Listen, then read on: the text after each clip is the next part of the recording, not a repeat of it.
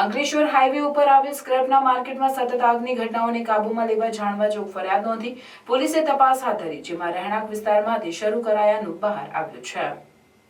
હોળીના દિવસે અંકલેશ્વર હાઈવે ઉપર આવેલ સ્ક્રેપના ગોડાઉન સહિત ભંગારમાં આગની ઘટના બની હતી।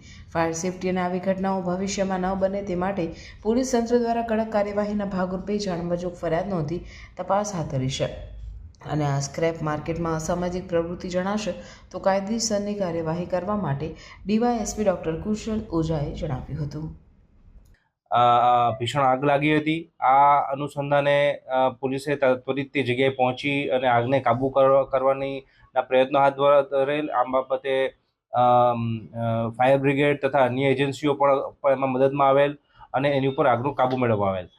ત્યારબાદ પોલીસે આ પ્રકારની ઘટનાઓને કાબૂમાં લેવા માટે તથા ફાયરની સેફટી રહે તેના માટે આ ઘટના અનુસંધાને જાણવાજોગ દાખલ કરી છે અને આ જાણવાજોગની તપાસ અત્યારે પોલીસ દ્વારા હાથમાં ધરવામાં આવી છે અને આના કયા કયા કારણોથી આવી આગ લાગી હતી અને આના માટે કોણ કોણ જવાબદાર હતું અને ભવિષ્યના આવી પ્રકારની આગને કેવી રીતે કાબૂમાં રાખી શકાય તે બાબતે આ તપાસના અંતે પોલીસ દ્વારા કાર્યવાહી કરવામાં આવશે તથા જાણવાજોગની તપાસ દરમિયાન જો કંઈ પણ ગુનાહિત મળી આવશે તો એ બાબતે પણ કાયદેસરની કાર્યવાહી કરવામાં આવશે।